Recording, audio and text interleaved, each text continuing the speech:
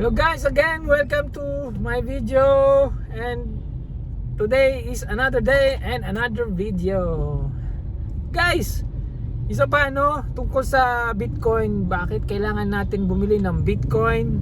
Well, yun nga, bakit kailangan natin bumili ng Bitcoin? Kasi si Bitcoin, guys, kung gusto nyong yumaman, kung may pera din kayo, guys, ang isang Bitcoin, sabi nila, 1 Bitcoin will be $1 million or more, which is ang 1 Bitcoin is, kung ita-round up mo siya sa $1 million, that will be 56 or 60 million pesos per Bitcoin. Grabe, isang Bitcoin. So bakit kailangan natin bumili ng Bitcoin? Yun nga, it takes money to make money. Pero this is not a financial advice, guys, mag-research din kayo. Tawag dito, again, my video is not for financial advice. My video, this is not a financial advice, but for information and entertainment purposes only. But guys, very interesting kasi ang Bitcoin, sa lahat ng ibang currency ng crypto, si Bitcoin, well, i-compare mo rin siya sa currency, guys. Grabe, malupit talaga si Bitcoin. Biruin mo, 100,000 plus dollars per Bitcoin, di ba? Which is nakakabilib siya. So, and then bakit kailangan natin bumili ng Bitcoin? Kasi nga, guys, si Bitcoin is top 10 siya sa global or worldwide asset. So ibig sabihin, kung meron kang Bitcoin ngayon, meron kang number 7 na asset ng buong mundo. Tapos, guys, ganito pa, ilan percent lang na tao ang gumagamit ng Bitcoin. Yung tanong mo sa kapatid mo, kapitbahay mo, friends mo, yung shota mo, yung girlfriend mo, asawa mo, meron ba silang Bitcoin? Your neighborhood, tanongin nyo kung meron silang Bitcoin. Guys, kukunti pa lang ang mahawak ng Bitcoin. Kaya pagkakataon nyo na makahawak ng number 7 worldwide asset, si Bitcoin. Google nyo yan, guys. Top 10 worldwide asset. Kasama dyan si Bitcoin, makikita nyo. Guys, pag ano ba masasabi ko? Yun. So kaya kailangan natin bumili ng Bitcoin, guys, tayong mga Pinoy. Huwag tayong papauli, Hindi man natin kailangan bumili kasi kung wala man tayong pera, di ba? Hindi man natin kailangan ang tawag dito, ibenta ang bahay. That is not wise, Kailangan manage the risk. I-risk mo lang what you can afford to lose. Kasi nga, guys, si Bitcoin, taas baba. Swerte kung nakabili ka sa mababang price, which is yung 89 for this year, and then bigla kasi naman siya umangat up to 111, and then bumababa siya 209, depende kasi sa exchanger. But ganun, guys, taas baba. So baka atakin ang puso ninyo pag bumili kayo sa mataas na price tas biglang bumaba, di ba? Well, at least, guys, nakapasok na kayo sa Bitcoin. Yun ang kagandahan. Kasi ganito, guys, kapag nakapasok na kayo sa Bitcoin, irregardless ng price niya, walang problema, walang kaso. Kasi, guys, ito sabi nila ng mga Bitcoin business, Bitcoin analyst, sabi nila sa March, which is the first quarter of the month of this year, ang Bitcoin price daw will become 350,000 or more. So depende yun, pero yung nasabi nila, mga technical analysis, mga ganun-ganun nila, So guys, hindi natin kailangan mga ganun-ganun, mga technical chubanes.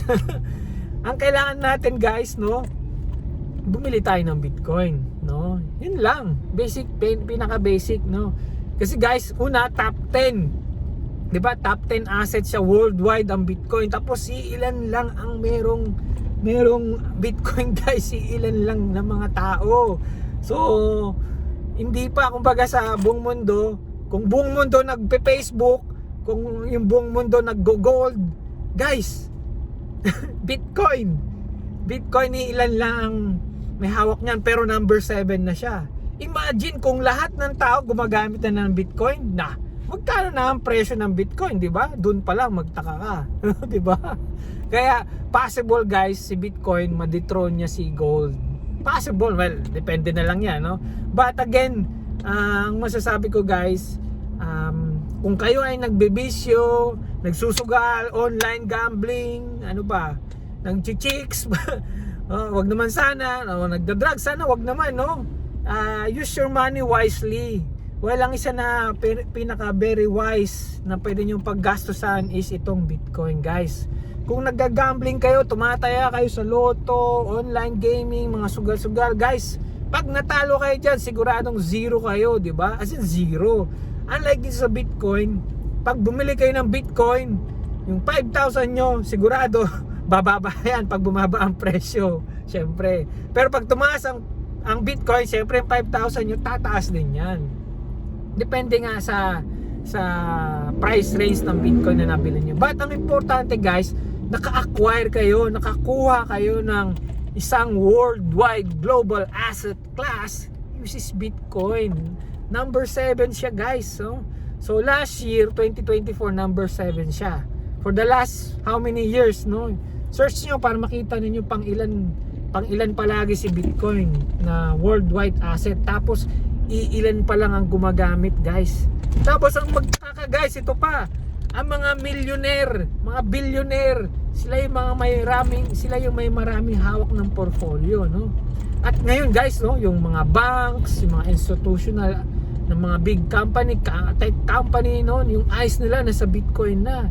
So, guys, no, 'di ba? Wag na tayo mag-isip ng kung ano-ano. Bili tayo what we can afford, guys. Kung kaya ng 1,000, bili tayo. Tabi natin. At kung hindi naman natin kaya, 'di ba? Again, no, buy lang tayo sa what we can afford to risk lang, guys, no? Again, guys, Bitcoin habang mura pa siya sa ngayon, no, pagkakataon na natin, bili tayo, 'di ba? Again, guys, kung tinatanong nyo kung meron akong isang Bitcoin, sa nagtatanong, no, guys, wala po ako ni isang Bitcoin, no? Kagaya nyo, nahuli rin ako kasi nga late information na nakarating sa akin, and at the same time hindi ko rin naintindihan yung Bitcoin before, but ngayon naintindihan ko na siya. Kaya nga sinishare ko to sa inyo, guys. Itong video na to is intended for information lang and entertainment, and of course this is not a financial advice. Ulitin ko, walang sisiyan, ha. Pamaya bumili kayo ng Bitcoin, mataas ang presyo tapos biglang bumaba, ha. Guys, pag-isipan nyo lang, and of course invest or buy or use your money what you can afford to risk. Pero ang masasabi ko, definitely Bitcoin will not go to zero. Ibig sabihin yung 5,000 nyo, kung halimbawa 5,000 pesos nyo o 100,000 pesos ninyo, bumili kayo ng Bitcoin, hindi yan magiging zero, magiging negative lang siya. Siguro siguro 5,000 nyo, pag bumaba ang presyo niyan ng pinakamababa, baka maging 1,000 na lang, baka maging 100 na lang, no? Depende nga. Pero Bitcoin, guys, pag bumili kayo ng Bitcoin, yung pera ninyo, definitely they will not become zero. Yun ang bottom line. So kung yung 100,000 ninyo binili niyo ng Bitcoin, definitely hindi siya magiging zero, baka maging 1,000 pesos lang siya or 100 pesos, depende nga, guys, no? Ganon yung risk sa Bitcoin. Pero kung ako sa inyo, mag-research kayo, pag-aralan nyo, at saka meron mga meeting, seminars na yun nga lang may bayad, no? Mga binabayarang seminar, kasi nga syempre yung mga ganitong klaseng information, para makasigurado, nagbabayad sila ng mga ganong seminars, naghanap sila, nag-i-invest yung mga mayayamang tao para makasigurado sila before they buy into something. Well, guys, sinasabi ko na sa inyo ngayon, definitely, no? Definitely, guys, kung yung mga mayayamang tao interested na sila, how much more tayo ng mga small fish, no? Mga small fish lang tayo. So for us to survive sa napakalaking ocean, no? Parang forex, no? Sa napakalaking ocean, guys, kailangan natin mag-swim.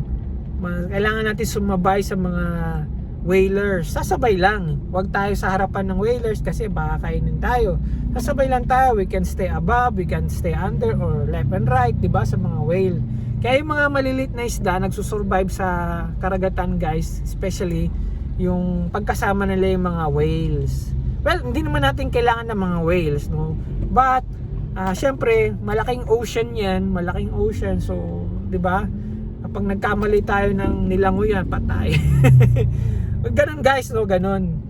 But kung i-compare natin, guys, no, kung i-compare natin ang Bitcoin, meron siyang destination. Yung ibig sabihin kung i-compare natin ang Bitcoin sa pagsakay ng eroplano, 'di ba? Ang pagsakay ng eroplano merong destination. guys, sa akin lang naman to ha. Again, you are entitled to your own opinion, and of course you have to do your own research. Ulitin ko guys ha, this is not a financial advice kasi baka mamaya may sisihin dyan, di ba? So huwag nyo akong sisihin, sinasabi ko lang. Well guys, Bitcoin meron siyang destination guys, kagaya ng airplane merong destination, no? So ang destination ng Bitcoin ay 1 million or more. Pero so again guys, no, siyempre along the way, di ba, yung eroplano or kung sumakay tayo ng barko or eroplano, di ba, may tinatawag na air turbulence, of course, at saka yung sea turbulence, di ba, yung parang yung airplane, dahil sa airplane may lalabas na sasakyan. Dahil sa airplane, yun na nga, no, ewan ko, nakasakay na kayo ng eroplano na kung saan parang ayaw nyo nang sumakay ulit dahil sa na-experience yung air turbulence. Parang mamamatay, di ba? Mahirap. So parang ayaw na sumakay ng airplane kasi nga, ganun talaga. And then meron din yung mga barko, di ba? Yung first time mo sumakay ng barko tapos ganun pa ma-experience mo, parang halos para halos lalamunin na ng dagat yung barko, di ba? Ay nako, nakakatakot talaga yung mga ganung mga experience. Guys, ganito rin sa Bitcoin. Talagang matatakot ka. Especially kapag malaking pera na yung involved, di ba? Kaya nga paulit-ulit ko sinasabi guys, ang pagbili ng Bitcoin o pag interested kayo pumasok sa Bitcoin, again, prepare your heart. Of course, yun nga, yung willing lang kayo i-risk yung sa tingin nyo na you can afford to lose. Kasi guys, Bitcoin biglang taas, Bitcoin biglang baba ang price. So depende talaga. Walang may mga specialist tayo, yung mga tawag dito, yung mga professionals, and of course yung mga tawag experts, mga technical people, di ba? Well, di naman tayo ganun eh. Kaya nga guys, manage your own money, manage the risk na gusto nyo i-involve dito sa Bitcoin kung bibili kayo. So, yun nga, kailangan maging careful lang tayo. And of course, kaysa naman ilagay nyo sa 'di ba, sa ibang something yung pera nyo. Pero kung definitely guys, kung ang pera ibibili nyo sa Bitcoin, definitely your money will turn into something. And it will not become zero yung Bitcoin pag bumili kayo ng Bitcoin. Kaya guys, hope you like this video and see you for the next video. Bye-bye!